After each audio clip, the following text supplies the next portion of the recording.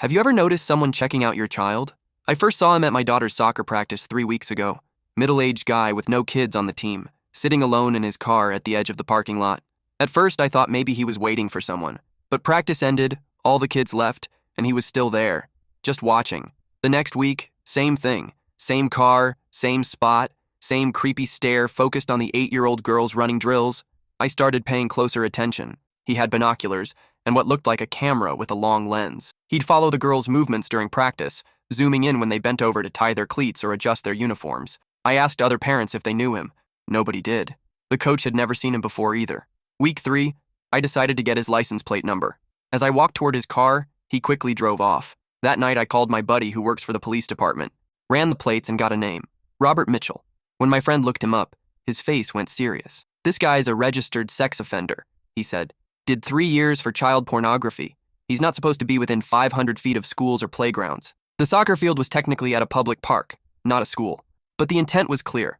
My friend explained that unless Mitchell actually violated his parole terms, they couldn't arrest him. The park was public property, and he was staying the required distance from any school buildings. I could have called the cops right then. Should have. But something inside me wanted to handle this personally. The next Saturday, I brought my brother-in-law Mike, who's built like a linebacker. We parked near Mitchell's usual spot and waited. Sure enough, he showed up during practice. This time, I was ready. I walked straight to his car and knocked on the window. When he rolled it down, I leaned in close. "I know who you are, Robert. I know what you did. You see that soccer field? That's my daughter out there." His face went white, started stammering about how he was just passing through. "Here's what's going to happen," I continued. "You're going to drive away right now. If I ever see you here again or at any other place where kids play, I'm calling the police. But first, I'm calling every parent at this field and telling them exactly who you are." He tried to argue, saying he hadn't done anything wrong. That's when Mike appeared at the passenger window, all 6'4" of him. "My friend here is being polite," Mike said calmly. "I'm not as nice. Want to test me?" Mitchell peeled out of there like his car was on fire. But I wasn't done. I spent that evening printing flyers with his photo and criminal history, posted them at every school, park, and community center in town, called the local news station too. They ran a story about a convicted predator lurking at children's sporting events. The story went viral on social media.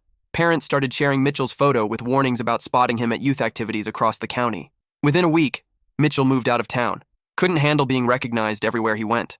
6 months later, I got a call from a detective in the next state over. Mitchell had been arrested for violating his parole.